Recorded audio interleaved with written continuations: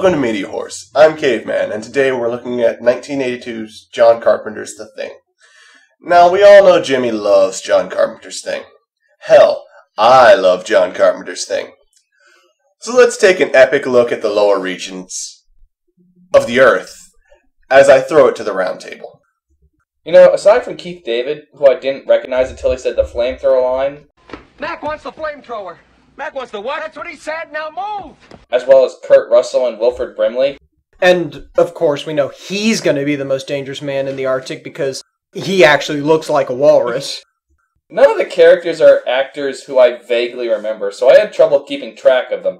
I never had trouble keeping track of them. I will admit I didn't know all of the characters' names, but they're all distinctive in their own way. You know, you've got the guy who's kind of a stoner, you've got the black guy who I hesitate to say is sort of punkish. I think the black guy in this movie was aware of the rules of horror movies, and was trying to avoid his inevitable fate.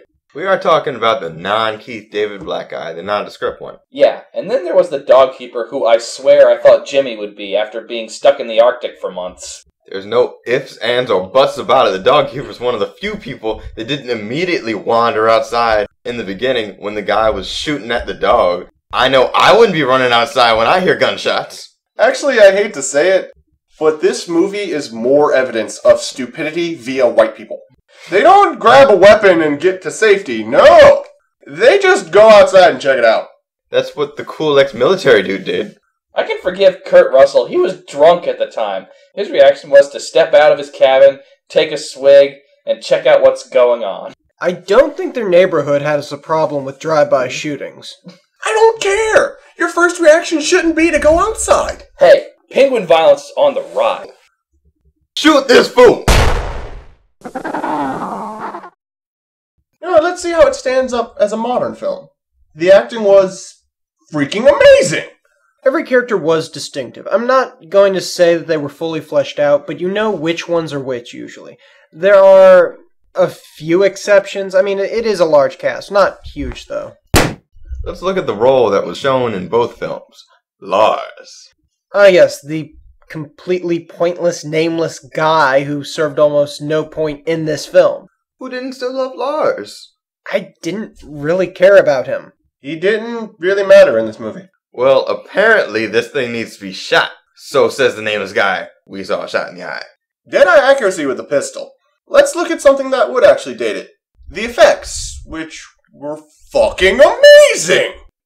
There are points where it did seem a little plastic. I never really felt that the effects held it back, and at least the monster never looked like, well, you know.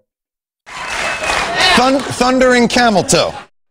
There were one or two moments that were stop motion. Are you talking about the very end? Yeah, there was one scene with tentacles that was stop motion. The rest was live action with practical effects, and it still looks better than most CGI. I still consider the monster introduction to be one of the best ever put to film. We are talking about the dog cage, right? Yes.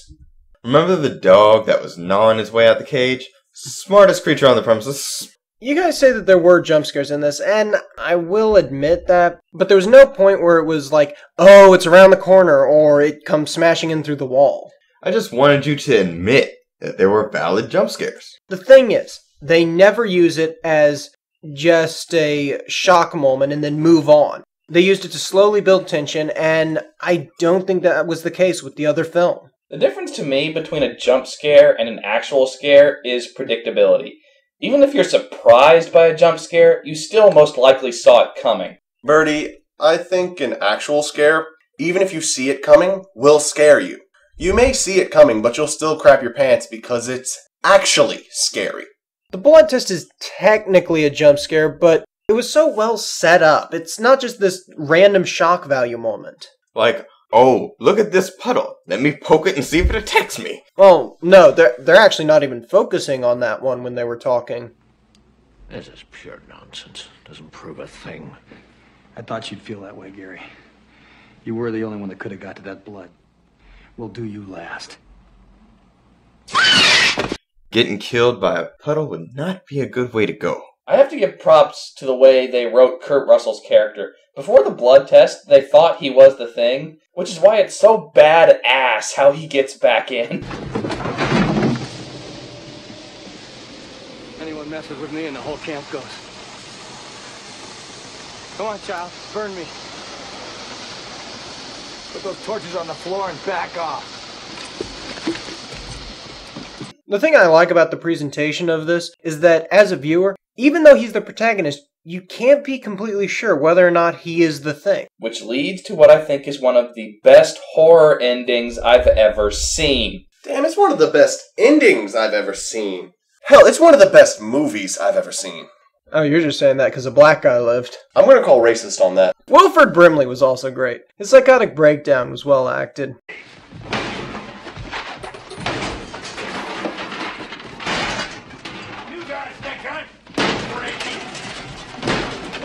I'm Wilford Brimley, and I'd like to talk to you for a few minutes about diabetes.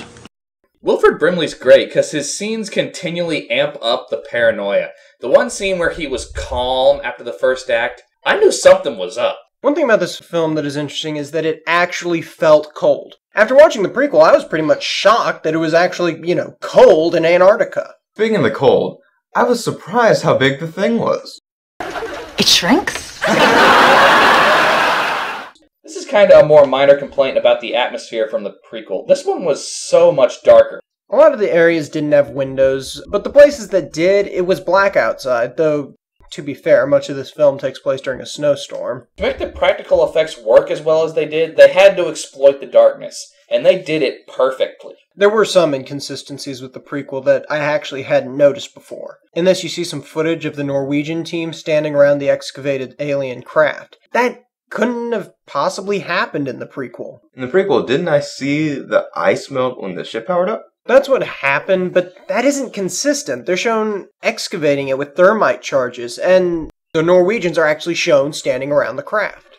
You know another thing that kind of dates it a bit, but makes it look awesome? The scene where the Thing cells take over normal cells. That was cool. I didn't think Pong can improve a movie for me. There's one scene in this movie that I didn't remember until we rewatched it. Since that viewing, it has become my favorite scene in the movie. It's when MacReady is playing chess against the computer. I'm saying at this point, that computer is cheating. And when he loses, he pours his coffee into it. That wasn't coffee, that was scotch!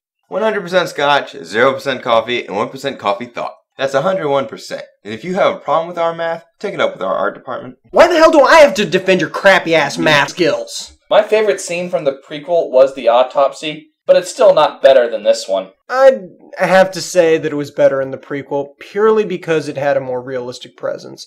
But that's really minor. How about when our diabetic friend was probing the corpse with his pencil and immediately put it in his mouth? Didn't that make you want to vomit? The only part that I felt would have been better if they had left it out was the spaceship. It's revealed that a certain character has become infected due to the fact that he has created a makeshift craft. I love that part. He built that thing out of 2 gas cans, a satellite dish, and some spackle. He didn't have any spackle. I thought it was cool when it was shown, but it would have helped tension better if it had been left out. It gives away the Thing's identity. But in the very next scene that character is in, he kills somebody. Plus, they were down to a handful of people anyway. But there could have been a moment of uncertainty in that scene if it hadn't been for the previous scene. But that's a minor complaint. Honestly, the only way we're going to have many flaws in this movie is if we nitpick. Or if we take the prequel into account. Like, if the spaceship was still operational, why didn't he try and access it? You know what? Fuck yeah. That's another problem with the prequel. They threw out a whole bunch of the movie they were basing it on. You know, this doesn't work with the script, but we have all these awesome set pieces. Shut up. Didn't they blow the ship up in the prequel? Did they? Yeah. Throwing the grenade at the snatch with teeth blew up the ship. Still, you would think it would be easier to repair a ship than rebuid it. Nope, thermonuclear explosion. Great shot, kid! That was 1 in a million! I do love how the movie leaves a whole shitload of unanswered questions. Like, when did a character get infected? And is he infected? Unanswered question makes me fill in the blanks, and nothing's scarier than the human mind. Especially mine. Don't go in there. It's scary. I love this movie. This movie embodies everything I feel a horror movie should be. I can't watch this movie and not feel a little scared. Now, I've seen it 18 times, and I'm quite a jaded individual, so it doesn't make me piss my pants. I haven't done that since I was 7. So what am I going to do about that? But honestly, I love every aspect of this movie. It is damn near a perfect film, or as close as I've found yet. I'm going to give it a 9 out of 10, but that's only because of the few things that date it. The only improvement that I can think of off the top of my head would be if the DVD special features included a harem. So it's a harem brigade. That's 9 out of 10. I'm sorry, folks, but I'm pretty sure all our summaries are going to sound the same, because there's pretty much nothing to complain about in this movie. The practical effects are pretty much the best and scariest I've ever seen. The acting is amazing. This is Kurt Russell at his best. As for Keith David, it's fucking Keith David! I just cannot believe any of this voodoo bullshit. Still, I think the person who stole every scene was Wilford Brimley. I had no problem with the effects. It was dark, atmospheric, and claustrophobic, which are my 3 favorite words in a horror movie. It tactfully left unanswered questions at the end. Yeah, it's a little dated, but that's pretty much all that there is to complain about. It's one of the best horror movies I've ever seen, and most people consider it one of the best of all time. I can see why. It's not completely perfect, but as Caveman said, it's the closest I've ever seen to a perfect horror movie. Harem Brigade. I have loved this movie ever since I was a wee lad. I first watched this movie when I was a real youngin'. Almost scared the crap out of me. The atmosphere is so very creepy, and the plot is so well composed. The actors brought their A game. John Carpenter's direction for this movie was some of the best I've ever seen. The fact that it allows you to become paranoid and use your imagination is the director's best attribute about this movie. It may seem dated at points, but it's still great. I cannot give this a perfect score, but it's a high harem brigade. That's a 9 out of 10 for me.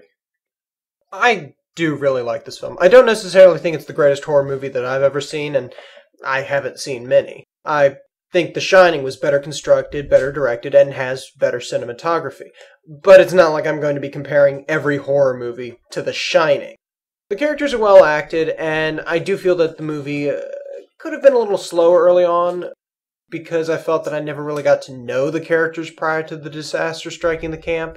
And as such, I have trouble keeping a few of them separate in my head, but it wasn't a big deal. Excellent tone, excellent atmosphere. It's a harem brigade for me as well. Well, with a unanimous harem brigade, the MediaWhorz rating is harem brigade. So I'm going to go get a new adult diaper, because we just watched The Thing.